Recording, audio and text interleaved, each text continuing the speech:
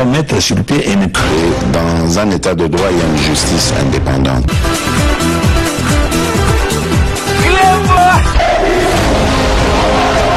Ce n'est pas pour rien qu'il faut des conseils.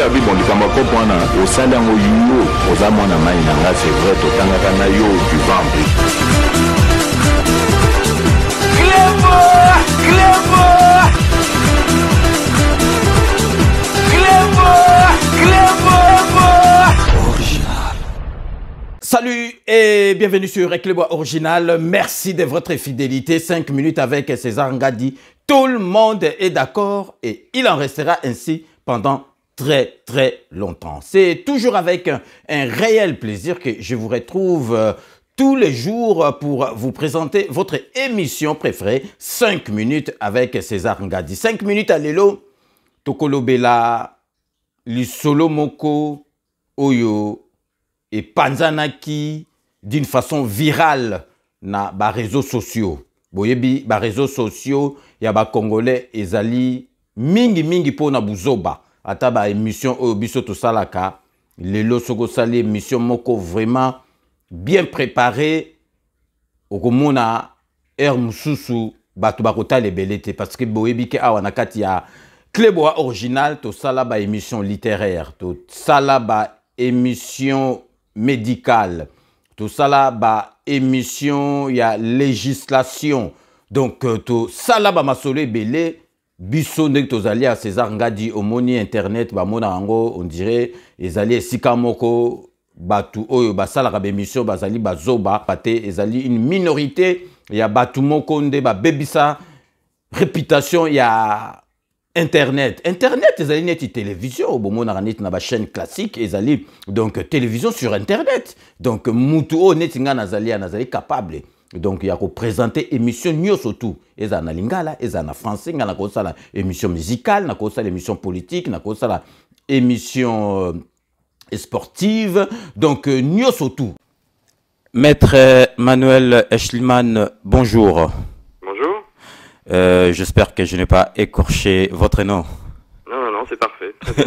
Donc, maître, vous êtes l'avocat de l'artiste musicien Kofi Olomide et vous êtes aussi député de Hauts-de-Seine, rapporteur budgétaire à l'Assemblée nationale. Pourriez-vous expliquer aux milliers des auditeurs qui vous suivent dans l'instant par le biais de la radio Mangembo, nous savons bien sûr que vous êtes tenu au secret de l'instruction, mais en quelques mots, de quoi est donc accusé la star de la musique congolaise Kofi Olomide? Alors effectivement, comme vous le dites très justement, je suis moi tenu au secret de l'instruction puisque cette affaire est en pleine instruction depuis maintenant plusieurs mois avec une juge d'instruction qui a procédé à beaucoup d'auditions.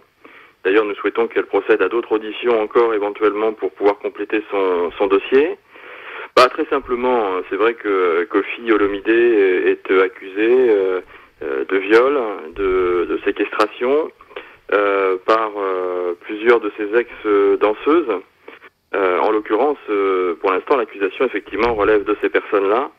Et sans rentrer dans le détail, puisqu'encore une fois, nous n'avons pas le droit d'exposer au public le détail de ces accusations, nous considérons, et je considère depuis que j'ai repris ce dossier, c'est-à-dire depuis quelques mois, que l'accusation se contredit en plusieurs points, qu'il y a beaucoup de zones d'ombre, et puis que finalement, on a bon espoir de pouvoir arriver à une solution positive, pour peu que la justice donne suite à ce que l'on demande, et puis pour peu aussi que Kofi puisse être entendu. Maître Manuel Eschliman, à ce stade de l'instruction, quelle marge de manœuvre disposez-vous pour plaider sa cause? C'est-à-dire que les choses sont assez complexes de par le fait que Kofi Olomide n'est pas en France pour être entendu, qu'au début de l'enquête, il a été amené à quitter le territoire français pour aller au Congo, que c'est d'ailleurs une partie de ce que lui reproche la justice française pour l'instant, puisque nous souhaitons, nous, pouvoir le faire entendre libre devant la justice française pour pouvoir exposer les différents arguments qui sont les siens et qui sont très solides. Mais pour l'instant, la justice française considère que comme il a quitté le territoire au début de l'enquête, s'il revenait, il serait mis en détention provisoire le temps d'être entendu et le temps que le procès se passe. Et c'est tout effectivement le nœud du problème, parce que Voilà, nous on aimerait vraiment qu'il puisse être entendu libre à partir du moment où on considère qu'il y a vraiment du solide dans sa défense, que notamment la plainte des ex-danseuses prête à comment dire, prête à suspicion, puisque cette plainte a été déposée bien après les faits, alors que les ex-danseuses avaient des problèmes de papier en France. Donc on a bien envie de faire le lien justement entre cette plainte et puis la recherche de papier. Puis on considère aussi que cette plainte n'est pas tout à fait spontanée. Elle a été très encadrée par diverses organisations.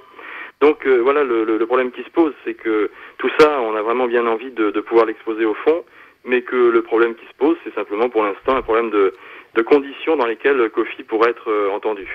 Donc, maître, par rapport à ce que vous venez de nous dire, donc Kofi Olomide, si aujourd'hui décide de se présenter devant la juge, il sortira pas libre du tribunal, donc la juge sera obligée de mettre Kofi Olomide en détention, c'est ça? C'est-à-dire qu'il n'y arriverait déjà même pas libre. Hein. C'est-à-dire qu'arrivant à l'aéroport, il risquerait fort effectivement de se voir passer les menottes par la police dès lors qu'il y a un mandat d'arrêt qui a été finalisé contre lui, quoi. Hein. Je veux dire que encore une fois, c'est tout notre problème. Une partie du problème, c'est entre guillemets ce péché originel qui est arrivé avant que je ne sois moi avocat dans l'affaire. Sinon, j'aurais évidemment conseillé à Kofi de rester en France, de pouvoir participer à l'enquête, faire venir ses propres témoins, être entendu lui-même. Voilà, je pense que personne n'a jamais rien à gagner à pouvoir à fuir la justice, et c'est tout le problème qui se pose. Voilà, et donc comme vous le dites très très justement, nous allons continuer à fourbir nos preuves, éventuellement à faire entendre des témoins supplémentaires, peut-être dans le cadre de l'instruction, ou peut-être ensuite, une fois que l'instruction sera terminée, de pouvoir compléter par une note aux fins de non-lieu. Voilà tout le questionnement dans lequel on se trouve actuellement, sachant que Kofi Olomide est très serein, qu'il est sûr de son fait, que nous aussi nous croyons sincèrement à son innocence, et que c'est pour ça aussi que je suis moi motivé, avec l'avocate qui m'accompagne dans cette affaire, qui est Maître Laure Bérébi de mon cabinet d'avocat, qui l'un comme l'autre sommes persuadés que Kofi peut s'en sortir, mais à condition que effectivement on puisse mettre les choses dans le bon ordre, et que surtout il puisse être entendu dans des conditions décentes. Maître, pour vous laisser un dernier mot à toute la communauté congolaise et surtout aux fans de Kofi Olomide qui vous écoutent en ce moment. Que ces fans soient, comment dire, confiants et sereins comme les Kofi, c'est-à-dire que c'est une passe difficile que Kofi traverse, donc il a évidemment besoin du soutien amical de tous ses fans, qui peuvent effectivement notamment le marquer sur votre site internet, sur votre page Facebook. Je crois que les témoignages sont les bienvenus, parce que Kofi souffre de cette situation. Il est serein, mais il en souffre, parce qu'il est attristé effectivement de voir ce qui est dit sur lui, ce qui est écrit sur lui, ce que ses ex-danseuses peuvent aussi prétendre de lui. Et c'est une situation très très compliquée pour quelqu'un qui est un artiste, quelqu'un qui a une sensibilité d'artiste. Alors évidemment, Kofi Olomide, c'est une grande personnalité, c'est quelqu'un qui rayonne, mais pour autant, même quand on a une grande personnalité, que l'on rayonne, eh bien on a une vie familiale qui pour l'instant est gâchée, puisque sa famille réside en bonne partie en France, et tout ça fait que voilà, ce moment difficile est un moment qu'on aimerait lui faire passer au plus vite, et que la justice soit faite pour toute la transparence, et pour que Kofi puisse sortir de tout ça avec une relaxe. En tout cas, c'est ce que nous souhaitons démontrer. Maître Kilman, merci d'avoir accepté cette interview avec la radio Mangembo, émission Recto Verso. Nous espérons que la justice française fera son travail et que la vérité éclatera au grand jour, car la musique congolaise et surtout les fans de Kofi Olomide ont grandement besoin de lui. Bonne journée à vous et à la prochaine. Merci à vous.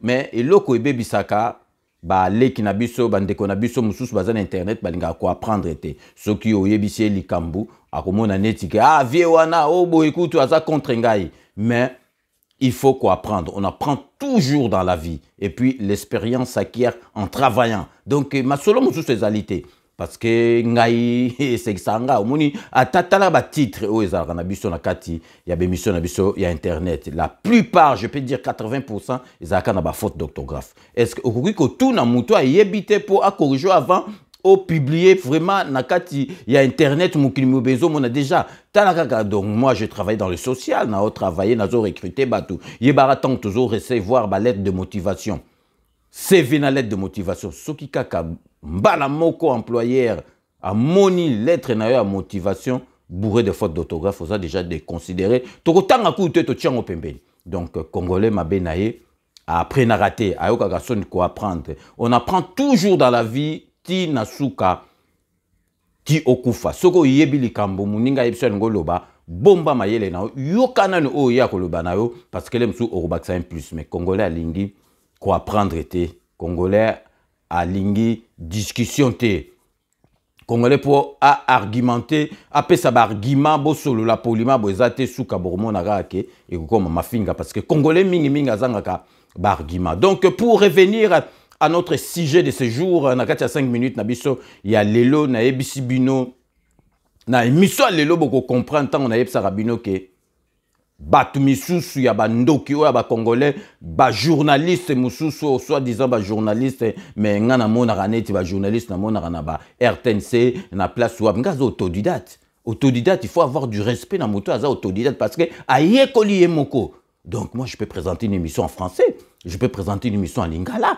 Donc qui congolais monsieur je peux sanger mon boulot. Donc na mona kanata la mais donc au moins na mutu musu azolo ba accent moko bosoka ndenge toza ba africain faut un accent les musu ba africain diction au moins na deux azolo ba d au moins na ceux qui le la donc ba diction zamabe donc au moni ba te belé l'internet ba c'est qui ça ming la plupart na kati internet au moni ba lingaka ba bêtise donc polémique ba bêtise nazo pesa exemple neti donc masananga dokotolo Jean-Paul Jamba zo sala donc émission oya santé na biso émission santé na biso mais tala batu bakota kamuki mais soko yoke o mutakala mutu moko bo nabo tala batu belenga na sala émission na donc Manuel Schliman o azali lelo député na kati ya maire na mairie ya Saint na mairie ya Nier donc tango abandaki susu ko sala politique ta sala émission pas na biso émission donc o penza ya droit émission bazola ki sa batu ndenge nini ko zwa mikanda soko ya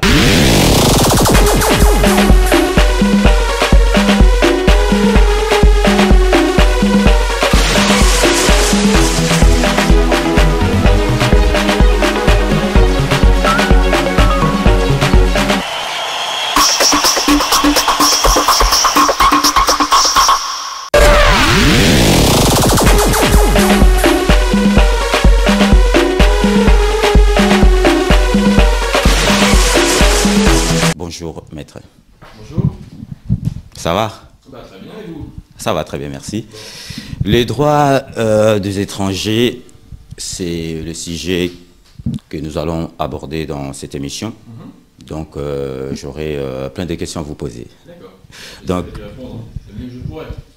D'accord, donc on va commencer par la première question. Maître Manuel Schliman, que pensez-vous du droit des étrangers tel qu'il existe en France? Vaste question. C'est un droit qui est très juridique évidemment, mais aussi politique.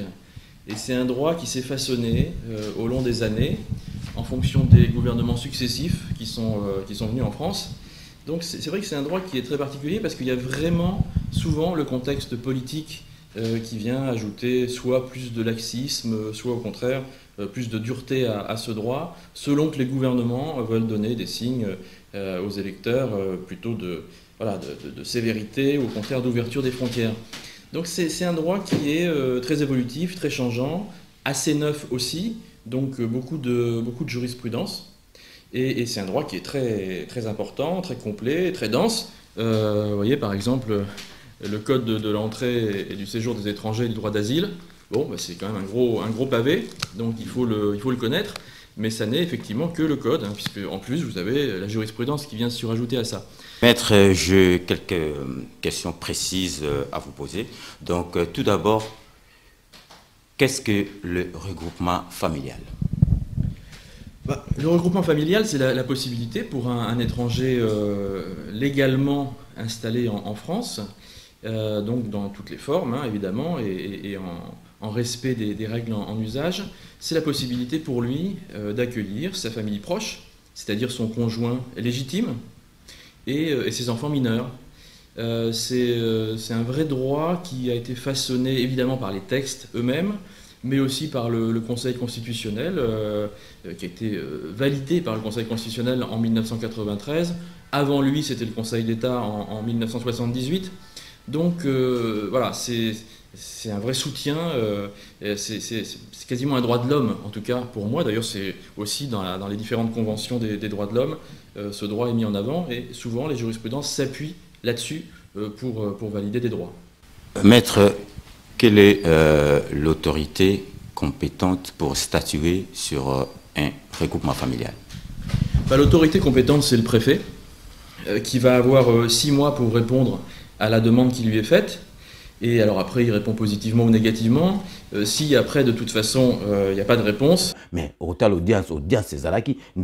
Heureusement, au biso to baraboye. Donc, na vandinga mona zali koloba. Donc, batu bazali kotala, ezali émission moro auto félicitar. Donc, vraiment, émission na biso à lelo na epsi bino susu. Une fois de plus, beaucoup comprendre lelo que ce na epsi bino de kangana lobela rabino ke batu mususu so ba lali.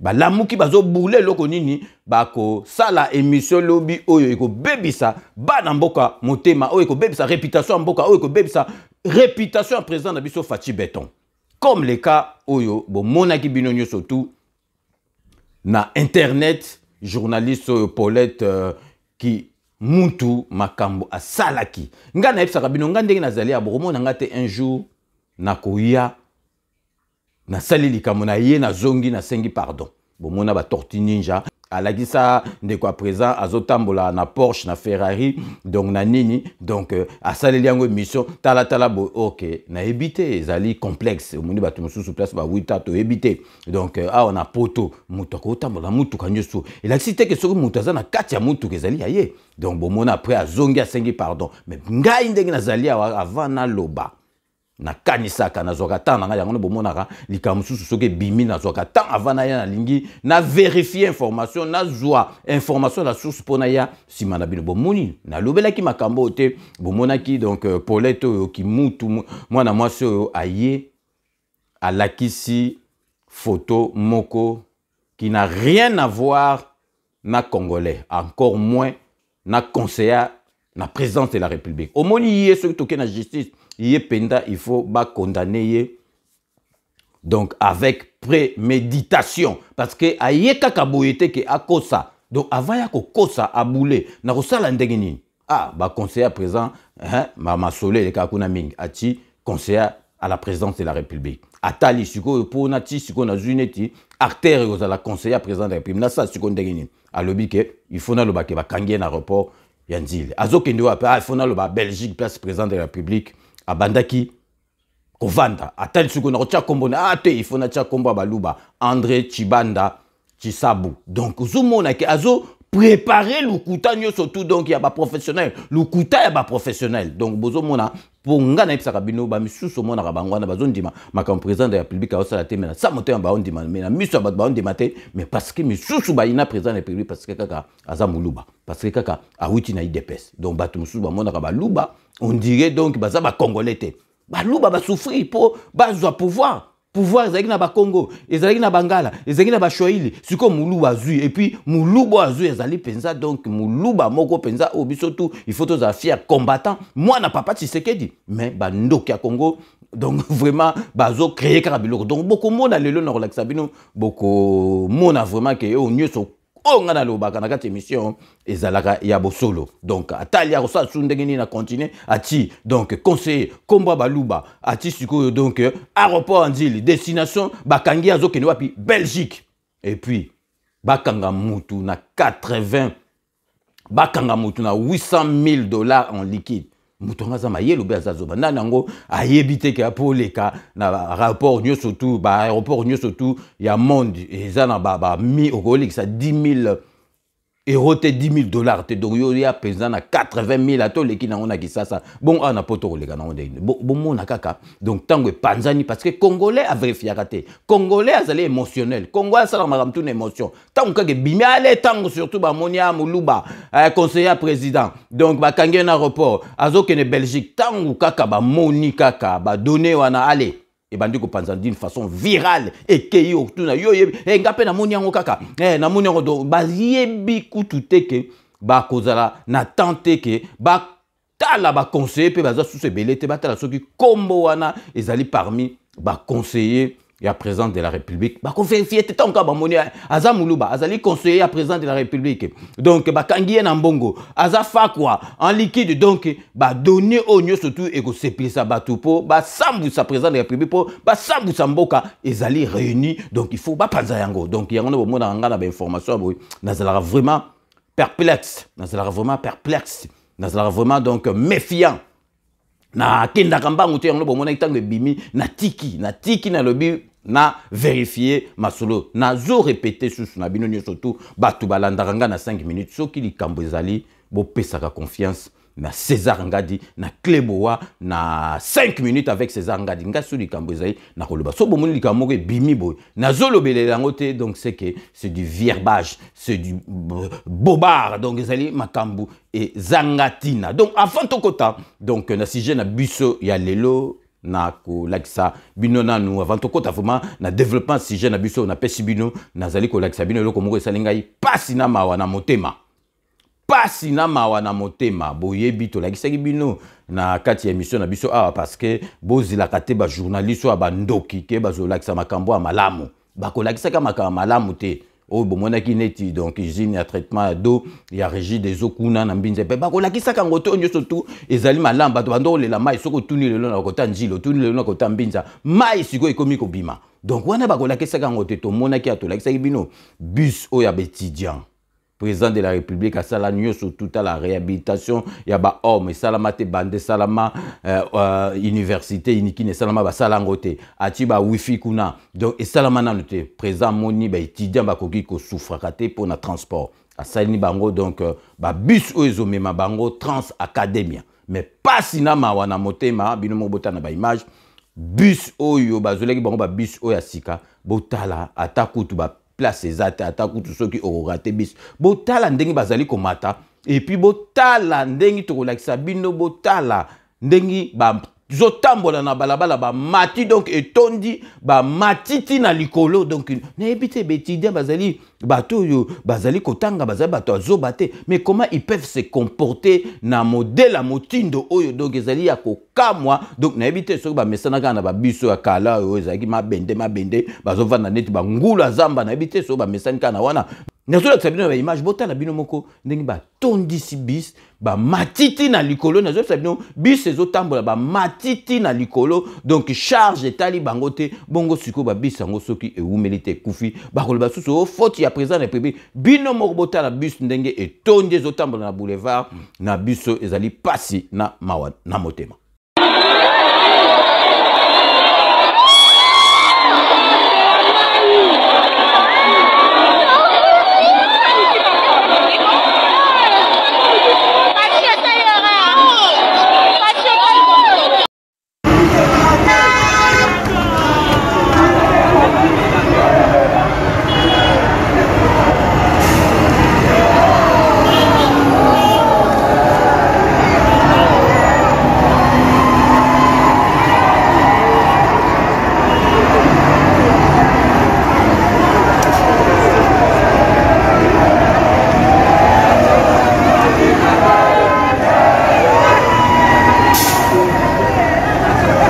Total ezali pasi vraiment na mawa na motema ezali batu bazoko tanga o bazali na mayel na mutu comment bino ba étudiant boko ko se comporter de la sorte ezali vraiment pasi na kati ya film boki na mwana mwasi mo alobi donc fatia lukeli ba étudiant makam ba pesi bino ba bis botala quand même ba place soki etondi botiki ou bien bo finale ata na kati toko comprendre mais bo matati likolo soki siko étudiant moko akuoi ba freiner mutu ke freiner mais bis freiner mais na ndenge moko vitesseekuoi okufi ekomoni te ko za suka makam bino botanga biso kutu totanga ngo na kelasi ezalaki économie de développement azo penser na masanga Jean-Claude Mabala na Belgique na masanga ngai donc Rita Bola totanga na 6e humanité na commercial économie de développement ba komarate donc si abis moka dimi donc structure mentale développement ya mboka et passera na structure mentale donc ba français ba parisien ba ko zo biloko nyoso eza na Paris ba pesi biso na Kisasa ke na Kisasa oya Kisasa eye donc zani ti Kisasa eye awa Paris et kei na Kisasa okomona parisien biloko bazwaki na Kisasa et ezali ba transformer ngo ekomi kitoko eleki kutu oyo ezalaki na Paris awa kei na Kisasa ba bomi ngo omona sikoyo biso ba kinoto komo kima Kisasa poto ya susu awa na poto malgré que ba pesa ki biso biloko ezalaki pour dire que structure mentale eloko ba ko peso il faut oyeba osa nango nini ba koki ko bongsa donc Kisasa neti Paris et commune de Paris biso tozonga kaka na sima tokotika kutu Kisasa tokomi ko yasu ko landa mindele awa na Paris o ba pesa biso nyosu donc vraiment développement mboka et kaka par mutu structure mentale. Donc vraiment, bota la makambo betidia basali, ils allaient soni, donc même pas un jour. Est-ce que na liro bazo kende, est-ce que babiso vraiment eko ou mais là ou pas? Toujours dans la même lignée, bota la structure mentale toujours nazo la sabino susu. Bota la batu oyo bazali ko nettoyer balabala. Na Kisasa donc trobenga ba on habite sur baza ba cantonnier mais kuneza bazora batu mo ba association bazu batu mo kaka donc ponctuel donc ba osala ngoka ponctuel bazu batu ba eko sala bénévolat mais bota la bino mo loko na relaxa bino batu bazolo ko ta salité batina balabala yango na ba pe bongo penza donc na hôtel de ville ba ko somba ba metu ko nettoyer ka te misusu ko tout monde ngo ne sonne ya occasion basombi donc bato bazolongola donc balongoli zelo na terrasse batiango likolo et puis bazozo botala bino moko na image et ko choquer bino donc balongoli zelo batiaki libanda siko bazozongo sasu na terrasse po boye bakarake structure mentale à mutu mwindu vraiment ezali mawa mingi botala bino moko na bilili bokozala choquer donc restez connectés sur Clipboard Original, on revient tout de suite bino moko vivre botala bino moko yango preuve à l'appui Moni bino monde ba ko sala fondation yangwana ça les sala mayango bravo ville de Kinshasa bravo président de l'Assemblée provinciale ya ville de Kinshasa ka niveau yango bino mo bomondi ndenge tondi bomoni bino mo ndenge zotonda tine zotonda ba inondation na ville ya Kinshasa soki na lobi bino mo boito landa ezali pasi na mawa na motema vraiment bino moko bolandi donc vous allez ceux qui donc balakisi yo bo kansa ou bien mutuana aza mutali boma ou bien ba nako donc zelo ba longola ki na terrasse bazali ko zongisa ngo lisusu na kata terrasse vraiment na yebité soki logo nini leki na mutu na bango na yebité mais avant to kota soupe na sujet na biso ya lelo na lingi na sala mise au point moko mokie. Na epsi bino déjà que je ne vais pas m'interniser là-dessus. Donc, dossier Oyo, tout le monde qui est journaliste, on a bien tout ce qui est Perro Louara. Concernant un grand monsieur, bien sûr, un grand monsieur comme commandant Simon Diasoloa. Nakou mais la coutu mingite parce que mon commandant a kanga qui est clé boa beti ba massa sukuto akoka kite boka ki donc tant commandant zo répondre boka ki binomo diction boka binomo French azol babo santé penza que oyo penza azali donc mutamaya la kansa ile mzusu donc commandant denga tanga trop le mzusu ko piéger alinga ki a piéger mais a kokité nanika na ebisa Perro Louara sakanaka na bateau sakanaka.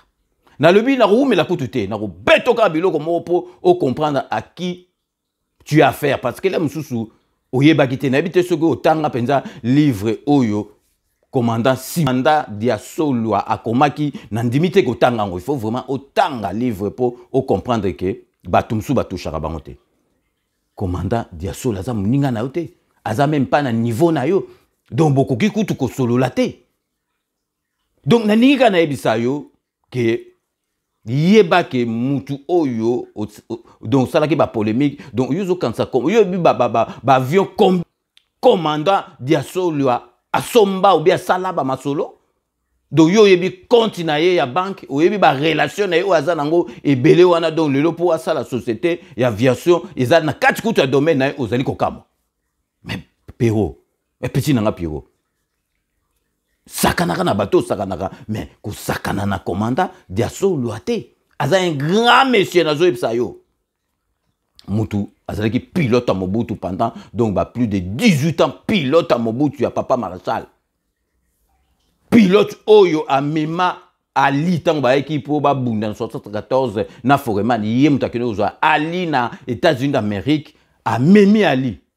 Yepé muta mema donc Pape Jean-Paul II à cause de Pape Jean-Paul II imaginez que Pape Jean-Paul II ba ya ko zoyer na pilote ya mutu mwindu ya congolais yem ta mema a piloté plusieurs avions na ba compagnie donc neti Sabena Lufthansa pour ne citer que ces deux-là. La compagnie wana soit même avion. Parrain na kati ya famille Khashoggi. Boyebi famille Khashoggi, ba tu bayebi, boyebi. Donc yo kota na famille Khashoggi, au côté na porte ni. Pilote d'essai à Concorde, yo ka bien en France. Pilote d'essai à Concorde, commandant Diasso le abazoye pilote d'essai à Concorde. Master ya Dassault, bato tout bazaka na France awa, na Paris, bayebi Dassault, milliardaire français Dassault, donc yé masane ba melak masanga place moko, ba J place moko, donc ba sekaka bazo beta na donc master ya Dassault. Bon ba relation boye, yo ozali ko kamwa, donc commandant Diasso là, akoki ko sala compagnie aviation té. Donc, na yébité, donc yo eloko nini luka ki na yebisi okake. Je vais pas m'interniser là-dessus parce que commandant ça lobaki mama sola ça beta ki o masasi yo kansa ki o piéger commandant bo yo kaki bino moko fridge bo yo kaki diction. J'en profite de l'occasion pour faire un petit coucou à Jojo. Jojo il va se reconnaître. Jojo donc vraiment ndeka tokozaka kitoko trop. Na yebisi okake pero petit na ko bandela babla gono salité. Parce que Mouto zo touché à un niveau na yote. Donc azali Mouto ko sakanate c'est un grand monsieur. Oh yo pensa que Congo il faut epesa ye respect pe pesa ke respect ba tu nyo surtout bazali ko pesa ye respect yo ko le baba n'importe quoi yo on dirait yo ebi compte ya commandant ya banque ebi ba relation na yo ozali ko kamwa Mouto lokola commandant dia solo à sala donc société ya aviation zo ko kamwa donc na yebisa ki bino que je vais même pas m'interniser là-dessus parce que so zo ki ba réponse na linga ikara na talisa yo oyeba l'homme sous qui dit bozo comprendre Mouto lukeli makamte na sengi pe na yo petit nanga pero kende ko tanga livre oyo ya commandant Diasolwa otala ba makambo na kate yuzo saka na Mouto ko zo donc ali ayena na kina ko zo pape Mouto ba bengisi na Maison Blanche audience na Maison Blanche ils répondent ba président ba bengisi na Maison Blanche ba yambie na Maison Blanche yuzo mona on liseki commandant Diasso la l'air wana zo mema ba vieux pour Jésus abimela na mapata Jésus la bise commandant oui bo piloter o memanga mkoni commandant la mkaka bo Jésus limwe bon yo ngo sangana mutabo donc vraiment avant to konnier sujet na biso ya lelo to marquer une pause publicitaire ya ba partenaire na biso ndeka boyebi donc Kodia Simon Kitenge appartement Sepela TV Wami service salon de coiffure na biso El Binto coiffure na Saint-Denis. Donc restez connectés sur Clébois Original. On revient tout de suite.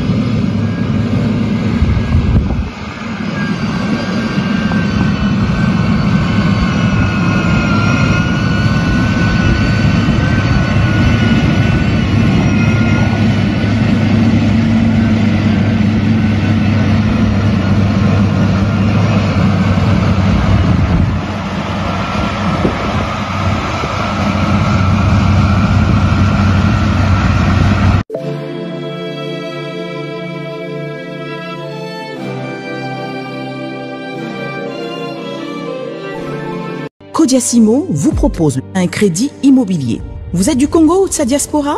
Vous désirez devenir propriétaire en RDC et faire construire votre maison en toute quiétude? Obtenez votre crédit, puis commencez son remboursement uniquement dès la livraison de votre maison. À la Cité Kimia, nos maisons seront toutes construites aux normes internationales. Située à seulement 25 minutes de l'aéroport de Njili, 10 minutes de Safari Beach, au cœur de cette cité moderne, vous y trouverez aussi un centre commercial avec plusieurs commerces de proximité. Nos bureaux sont situés au 173 avenue Mutombokachi, dans la commune de la Gombe, référence rond-point Forescom. Venez dès à présent réserver votre lot dans ce nouveau havre de paix à Maluku, ce nouvel Eldorado au Congo.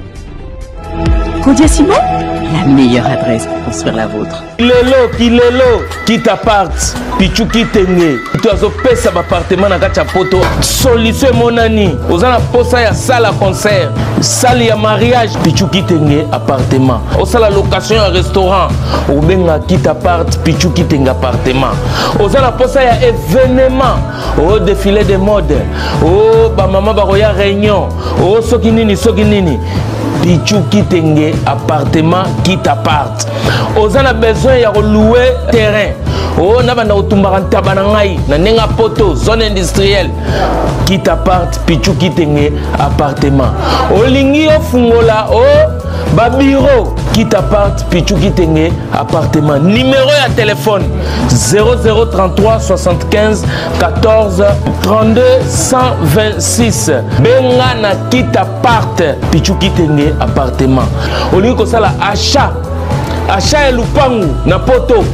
Ozana Kisasa, Ozana Ngola, pichu kitenge. Ba kitenge ba ebele me wana quitte appart. Check.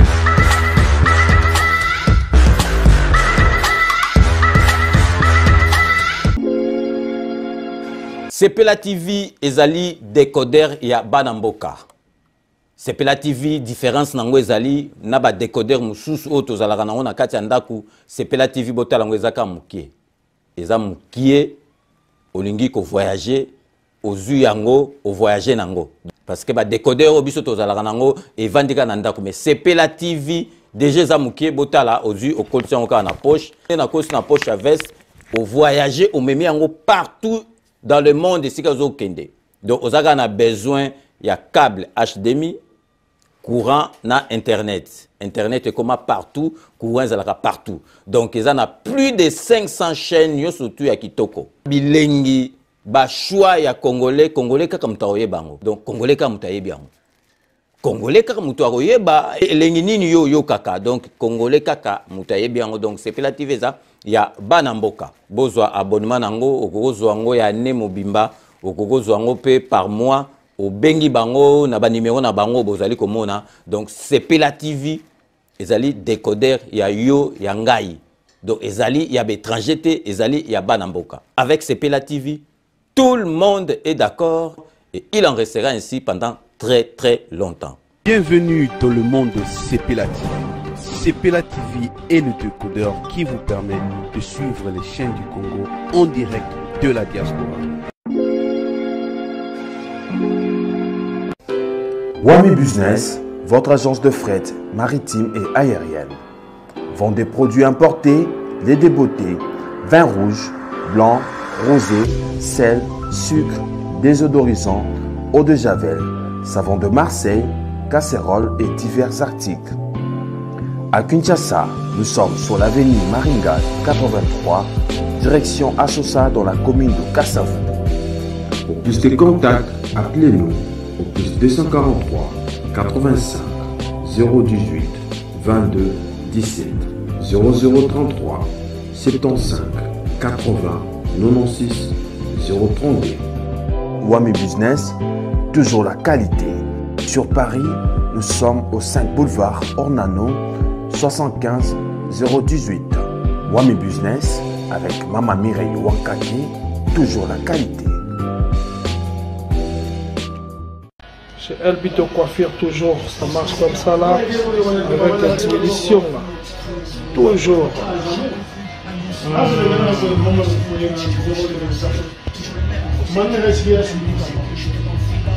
Salon Member One, chez Elbito Coiffure. il coiffe avec sourire, il coiffe avec noblesse. C'est Elbito Coiffure.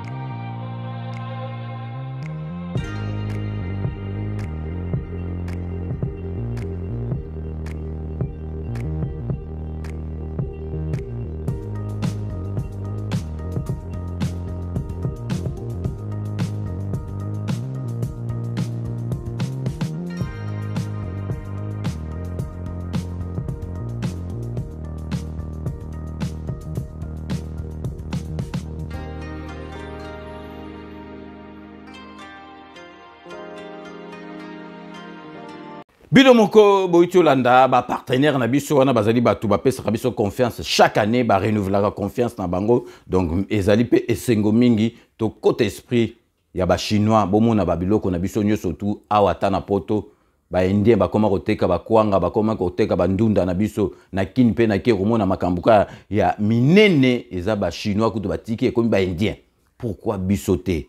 Pourquoi biso moko te? Parce que biso to linganite moninga soka umeli o azana kisi moninga soka umeli obandi ko ndo funda ina mbila donc ezali mawa yangana na félicitaka pe na remercier ka batu lokola Titi Njoso film avantage Titi Njoso film avantage style lo donc ba 40 ans yango yo azala kaka na boutique na yewana na côté ya porte de Clichy donc vraiment ezali esengo mingi komona ba congolais azosala iloko yemoko na mona rappel restaurant Galaxy Mambo ozomona ke oyepe ofuta na carte bleue ozomona ke etango pe ba Covid yaki ozomona vraiment Galaxy Mambo azupe ba subvention parce que ayebani na l'état yo lingo sala eloko moko bodon ozana interdiction bancaire osala commerce ndengeni osala masolo ndengeni donc vraiment congolais to lingana parce que soki to lingani te ndenge na epsaka bino ata to changer ba présent boni et kosimba kate donc sikoyo to koti na sujet na biso ya lelo onga na yebsaki bino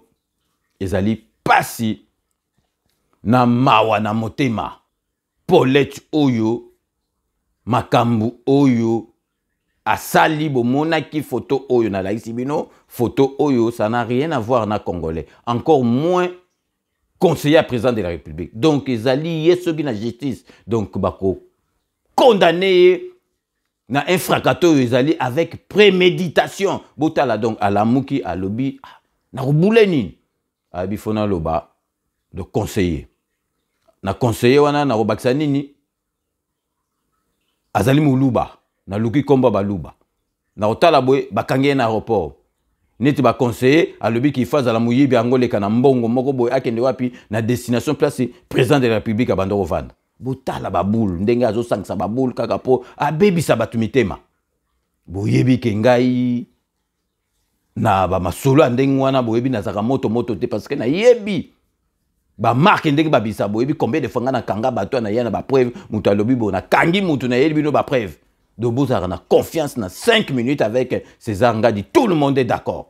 Donc vraiment botala mwana mwasi botala soki vraiment mwana mwasi akomi kokosa na niveau oyo donc azali mama moko donc akoki même pas kosunga libala ou bien kozala na famille donc mwana mobali donc soki akoseza mabe mais mwana mwasi akoma kokosa na niveau oyo ezali pasi na mawa na motema et puis yo zonga okosenga pardon.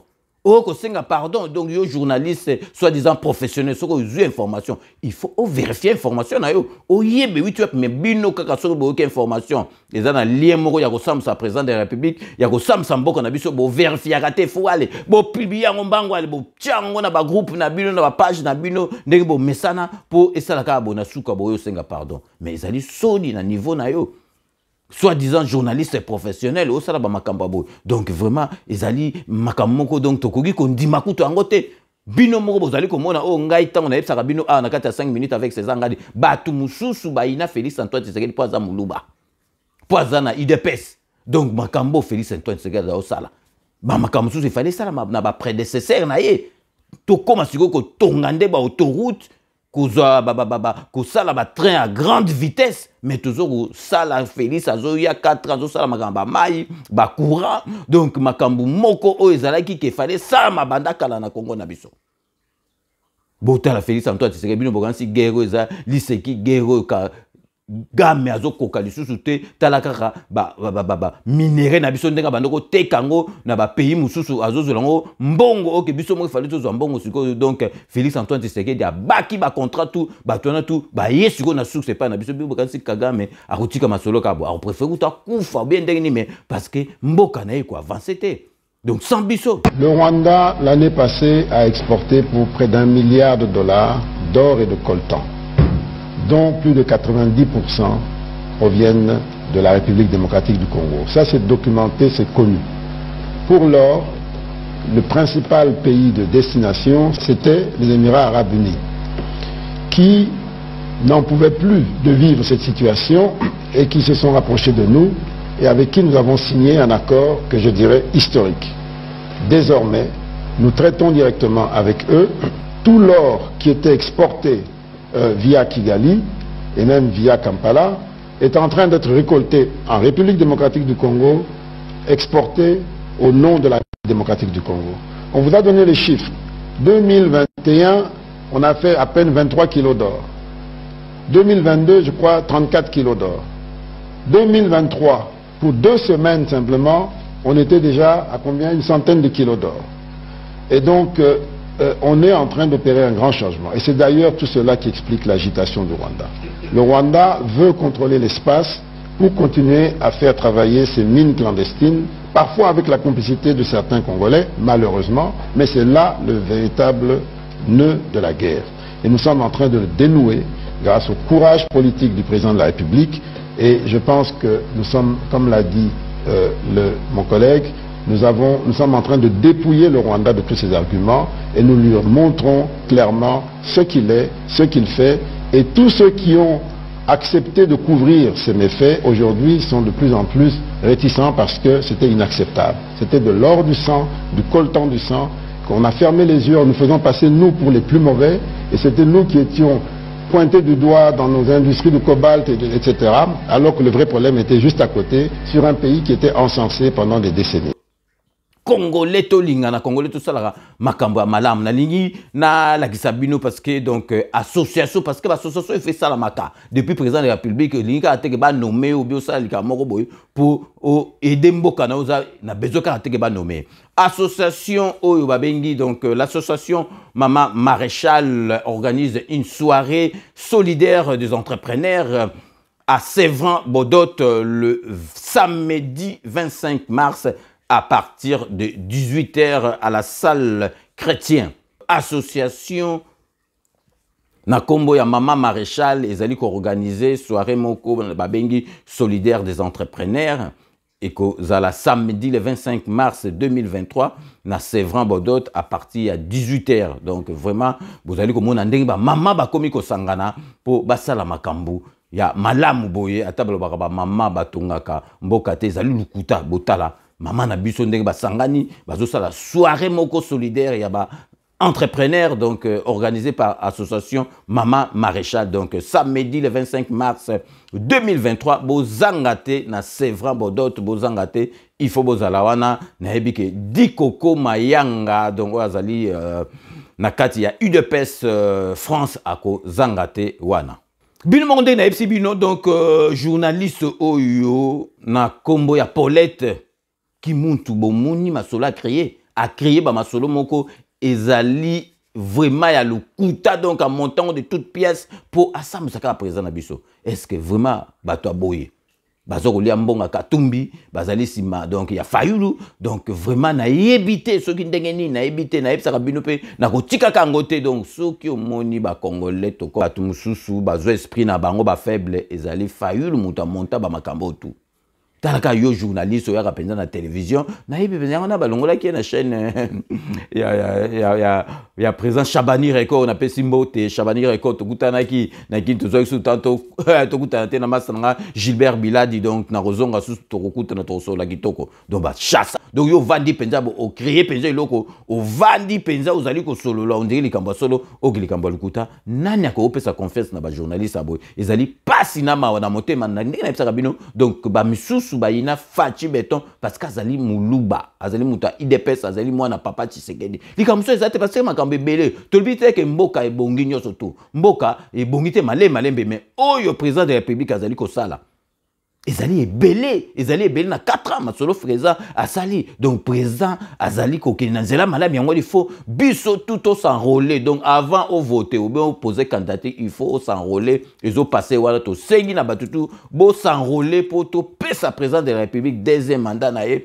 et puis na katia parlement azwa majorité parlementaire musale bandambala moko abebisa lisu tenter ndinga bebisaki na 4 ans oyo donc asali ka 2 ans oyo azo sala musala donc vraiment to sengi na Congolais ba s'enrôler pour to pesa président na biso deuxième mandat parce que bo zelaté ba journaliste neti Paulette Kimuto yona Pero Lura ba kolakisaka ba makambo oyo ya malamu ba kolakisaka yango te ba kozela kaka makambo oyo ya lokuta oyo ya mabe oyo ko bebisa mboka na biso ko bebisa réputation à président de la République pour batu ba kansezali ya solo mais biloko bo net na ola kisabino tala biloko ba ko ola kisa on ngana la kisa usine ya traitement d'eau. Oyo kozala donc soki esili kozala donc usine à liboso donc la plus grande en Afrique centrale bango ba olobela ngote ba kolobela ka ngote botala siko o ngana zo la kisabino réhabilitation ya hôpital général ngana botama kuna hôpital général ya mama ye motande ndenge komaki na ba mise ba komo yembela ngo ba nzembo tala ndenge komaki siko botala ndenge ba zo sala ba travaux mais est-ce bango ba kola sama ka botala hôpital mama ye ndenge ko koma ndenge zo sala ba travaux et ko penza hôpital moko penza oyo penza batu ba koya ko se faire soigner donc mama kamba boy jamais bokanisa ke donc bako lobela yango na ba journaliste oyo ya mitema mabe ya mitema likundu ya bandoki bako lobela kama makambo ya lokuta avant tout c'est un petit rappel donc moi sur celui na justice bako condamner vraiment na masolo na ye avec préméditation donc azumutu azu photo moko boy ya Nigeria qui n'a rien à voir na Congolais ati alobina osa ndengini il faut na cha conseiller à président asisi wana tazo boule suko so na ti conseiller à président na sani il faut na baké ayibi mbongo ango combien ceux qui 800 000 donc après wana to sani il faut to lukele kombo ya muluba pour pesa ke bande kwa président obe ba luba mutu bazami yibi to tie kombo ba luba oh to amano kende wap il faut lukele kombo place président do vanda ando kene Belgique bozo mona nyoso tu wana donc za stratégie à lokuta donc ezali mawana passe na motema makamba boyiko iko sala mate nyoso tu wana ezam ki motema mabe o nyoso tu bozali ko sala président zali na mission moko divine nzambe mutatinda na Congo nyoso tu o boko sala wana ekosimba kate président de la République azana mission o nzamba pesie akokeni nango ti na suka avant to sukisa émission na biso ya lelo vraiment na zali ne sengo makasi na retrouver petit nanga Bugda depuis Kala depuis Diego Kao donc pour na pouvoir donc ça va vite la ndengeza donc na sepela qui a trop na kosolo na petit nanga Guy Michaud Wanzo bobi kazoki ba souci moko ya santé mais siko ça va donc to bunga na ki tellement na ndo bengi na zo zoyete donc week-end o kaka na sololi na eto sololi trop to zo benga na siko tous les jours vraiment pesingai et sengo ya kosakana te nazali ati lelo donc nazali na souci ne makasi donc na soyo na ye na moni penza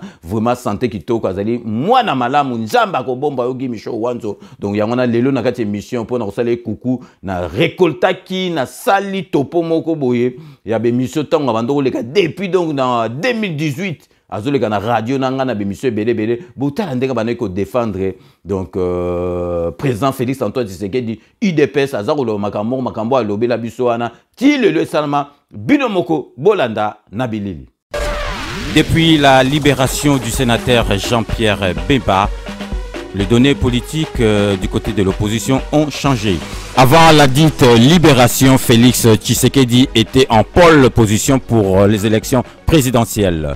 Pour faire le point à ce sujet, Guy Michaud Wanzo, la bouche autorisée de Félix Tshisekedi, sera mon invité ce samedi 30 juin 2018 de 13h30 à 15h30.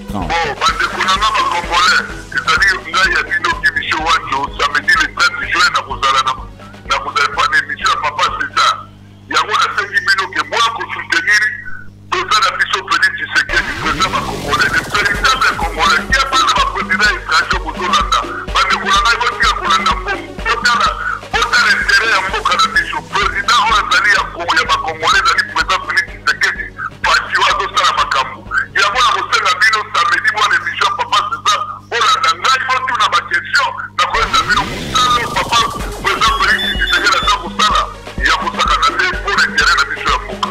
Samedi 30 juin 2018, émission Le Rendez-vous avec le Patriote Ekoleka exceptionnellement à partir à 13h30, 15h30 pour la Coupe du Monde. Donc Guy Michaud Wanzo, la bouche autorisée, il y a Félix Tshisekedi à cause de la invité Nanga pour tout solo la makambo ya IDPS, tout solo la makambo président Félix Tshisekedi, tout solo la paix n'engi ba donné échangé depuis libération, il y a sénateur Jean-Pierre Bemba. Donc Bozangate samedi 30 juin de 13h30 à 15h30 Benga na 01 64 38 54 68 pour nous poser la question Nabino na Guy Michaud Wanzo, la bouche autorisée de Félix Tshisekedi. Rendez-vous avec le Patriote avec César Ngadi Kleboa.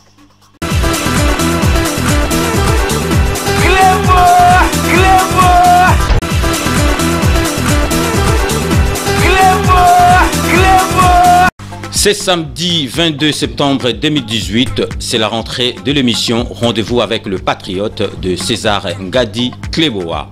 Pour la rentrée 2018-2019, mon invité est Guy Michaud Wanzo de l'UDPS, la bouche autorisée de Félix Tshisekedi. Patriote, Congolaises et Congolais, tout fongola miso, ba valider bandeko na biso. Lelo muto totikali na ye o azali maboko pembe pe motema malamu ezali président Félix Tshisekedi. Biso tout ozala sima na ye to soutenir ye po tolonga etumo tozali nango. Po candidat totikali na ye o soki tofongoli miso te Rwanda baba kolekela biso lisusu alors tofongola biso tout soutenir président Félix. Samedi Oyo 22 septembre 2018 de 14h à 16h en direct sur la MNG Radio 99.7 FM Nakoyambela Bino Guy Michaud Wanzo Oyazali Mutuya UDPS Potolobela makambo ya élection présidentielle ndenge bino moko boyebike ba invalider ba candidat nyosotu ya makasi oyo atikali na biso ezali Félix Tshisekedi tokoyamba Guy Michaud Wanzo poto tunaye ba question nyosotu stratégie nini ezali pour na élection présidentielle. Samedi bozanga te question tout beaucoup tout le pas ya papa César na kozala wana pour na ko défendre poto longa pour na président Félix Tshisekedi. Ba question na bino nyosotu bozali na yango bo hésiter te bo benga biso na 01 64 38 54 68 Guy Michaud na ngai moko toko répondre bino na mituna na bino nyosotu. Rendez-vous pris c'est samedi 22 septembre 2018 de 14h à 16h sur la MNG Radio 99.7 FM. Salut mesdames et messieurs, vous êtes en direct sur la MNG Radio émission Rendez-vous avec le Patriote. Rendez-vous avec le Patriote. Ndengito annonça qui biso nabino to s'annonça qui semaine oyo samedi 30 juin mukolo ya indépendance ya mboka na biso toko yambela bino Guy Michaud, la bouche autorisée de Félix Tshisekedi azali na biso awa na kanisi bato bazolanda biso na live bazali ko mona yango. Donc Guy Michaud toujours comme moi retard mukie bobi que Coupe du Monde ezali na sima na biso awa donc on a toujours comme moi retard mukie mais excuse te mais tu sais comme moi excuse na bato bazolanda biso o pesa bato nanu mbote po baye ba quand même que Guy Michaud azali awa. Ouais, mbote mingi na bandeko na biso mboka Congo pe na mokili mobimba na pesi bino mbote mingi na sepe na mingi na ne nazomona bato bazokota pona kolanda biso pona basango na biso ya mboka esalinga esengo mingi bika makama mboka na biso photo télé baka yango. Merci. Ok, donc Guy Michaud, avant de continuer, tout le monde va partager, tout le monde continuer koyoka lolembo le Congo makamba Congo o ezali ko pesa biso nyoso tout passe mais toebike le peuple finit toujours par gagner, donc toko gagner yango donc Kabila ako longwa ako kende ako pakatamba nguna ba ninga na enjo nyoso tout Guy Michaud oyebi to banda de jambangu na moni ba tebele ba koti Rex Kazadi Olivier donc Joe Malumalu Dani Bokombe Tsunami ba tebele ba si ba koti Jimmy Mukelenge les grands producteurs oyebi que ceux qui mboka ebongi yepe musala na ye ya musique ekozala bien donc Dekos Mukoko na Bruxelles bato ebele déjà bakoti donc téléphone pezali ko loba déjà awa donc to website ki na benga biso wazabanga abenga biso donc Guy Michaud donc to loba déjà nanu omoni émission ndenge zalaka avant to banda donc mutna mutu asala ga lecture na ye na makambo mboka yo Guy Michaud oyebi ndenge zalaki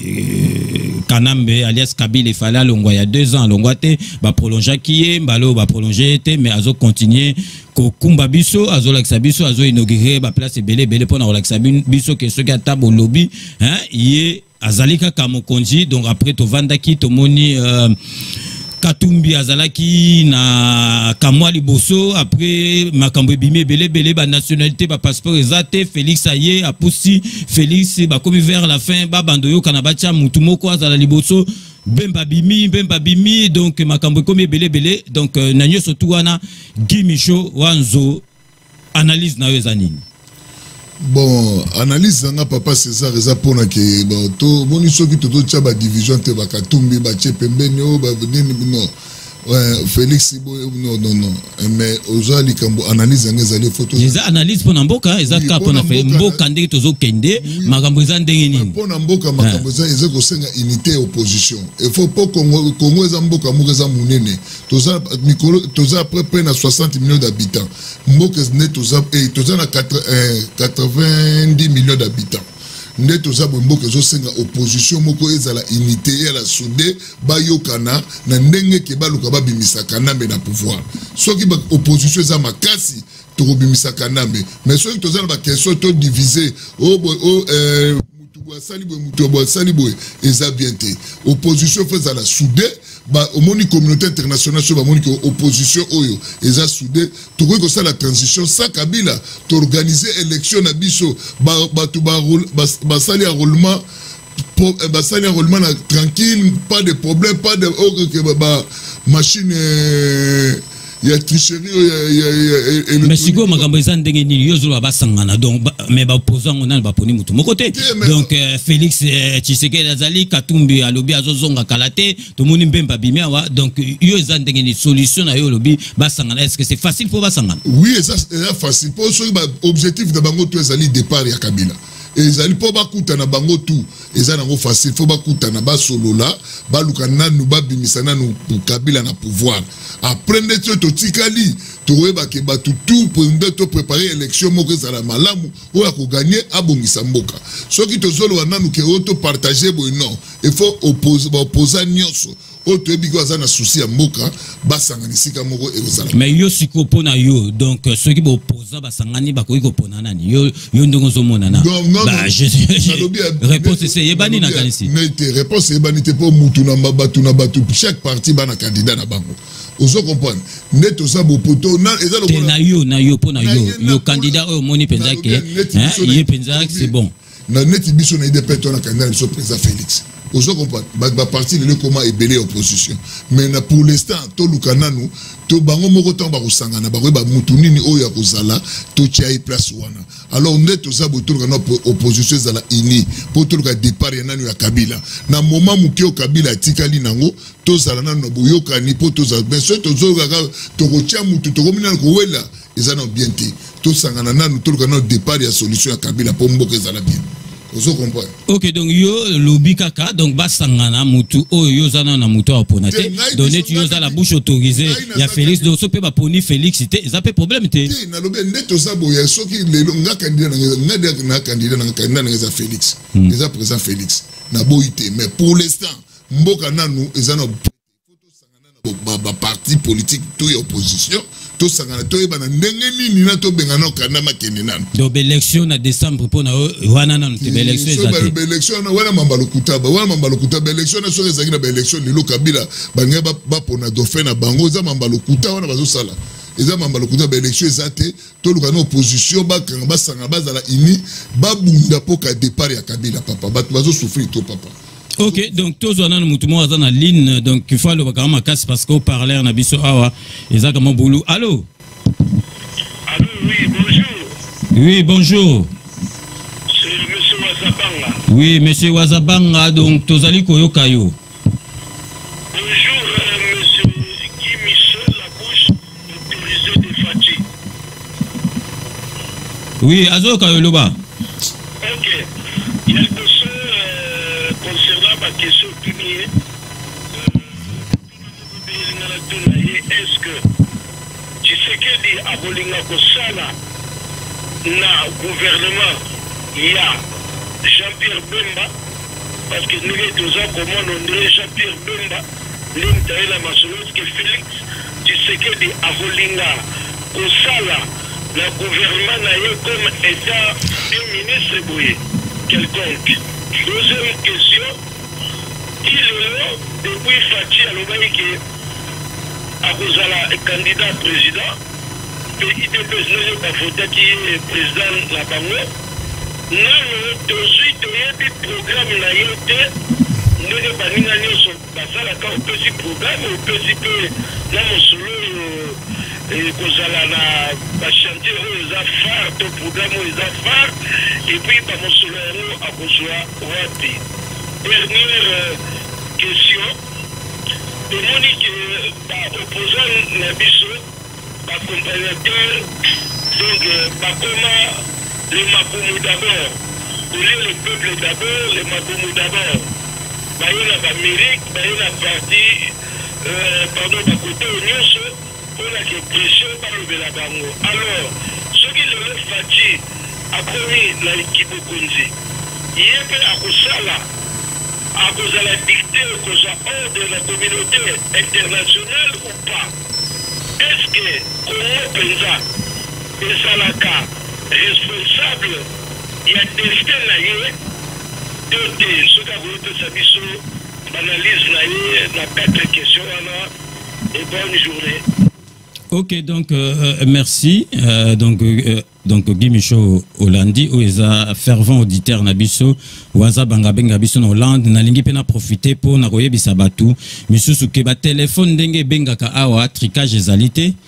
To favorisera pe mutu mokote, donc il faut que bakaka air nini olingi obenga. Donc ce msou moni ke tozane ti boy vide ozo benga lem so occupé, lem msou bozo kuta na bino tang bozali ko benga. Donc téléphone ngai na ko Rolexa mutu en priorité te. Donc il faut kuyeba ndenge nini ya ko benga po okota na émission.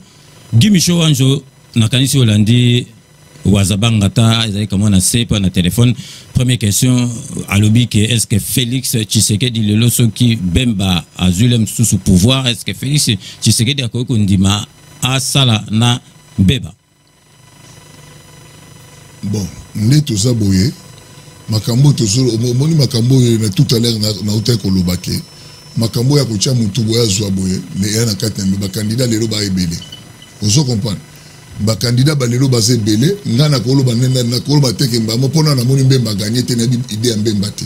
Ozo comprendre? Bino mobo itolanda donc Guy Michaud Wanzo abandaki bandakala. Tibo mona pa kena kin masolo pe belé salami po na marché central yé mutazalaki à la base ya makambo et belé o sali ba changement kuna. Donc Guy Michaud Wanzo petit nanga donc ozalakawa okotika la kakawa. Donc vraiment na ko jamais ko boso bien vie au bois qui sanga jamais ngana ko bois qui sayo. Donc salinga esengo ti lelo nazali ne sengo yangona vraiment na tenaki na sala o petit coucou na tchaba émission surtout presque auto salaki na yo depuis radio batala ndenge yo bandai ko bunda soda makasi soda impiko. Donc Guy Michaud Wanzo nzambe abatela et puis nzambe akobatelo parce que ozali mwana moko ya malamo. Donc po na kosukisa vraiment nazali kolobela vraiment na pero luara parce na baki na kovanda trote mena PCK conseil kusakana na commandant Diaso Luatea.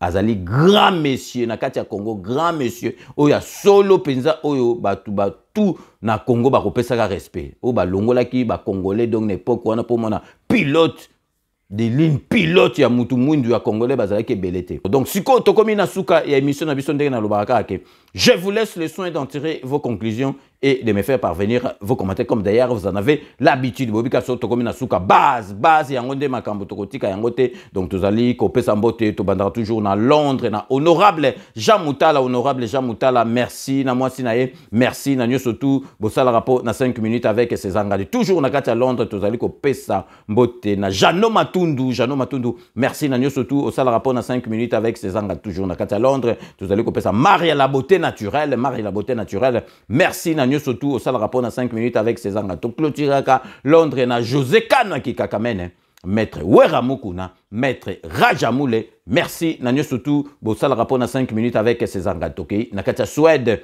pour na repesa fidèle de fidèles.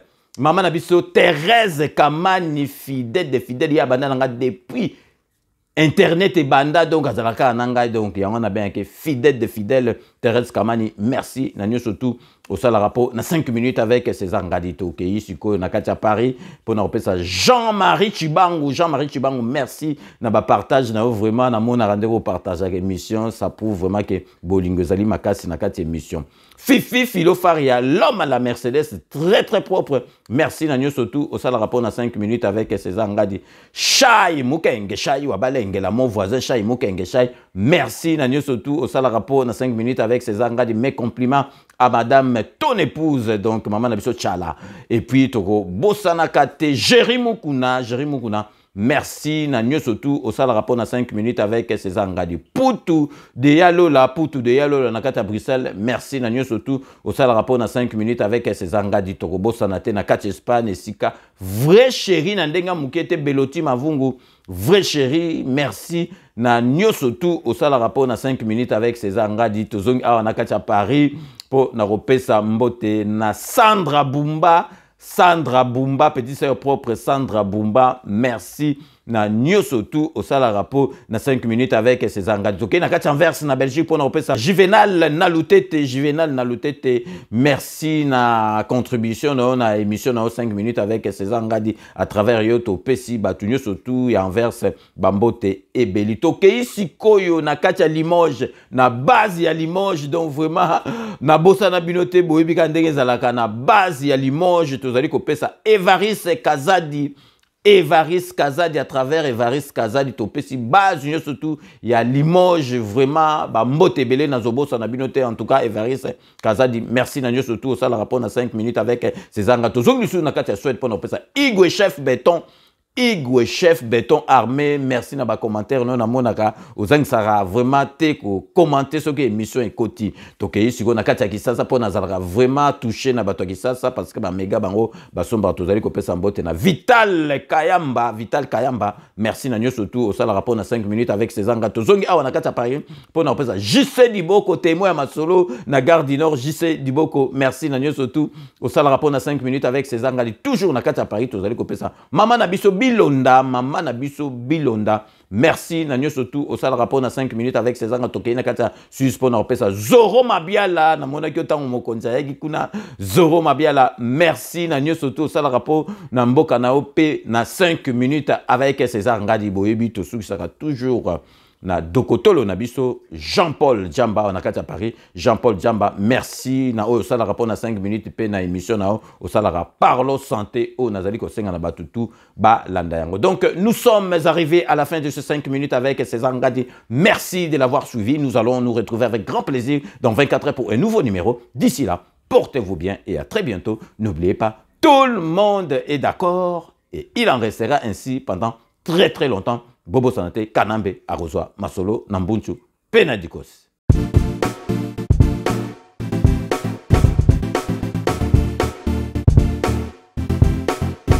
On doit mettre sur pied et dans un état de droit, il y a une justice indépendante.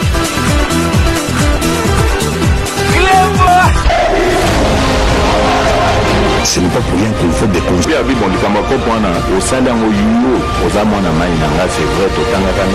tu vas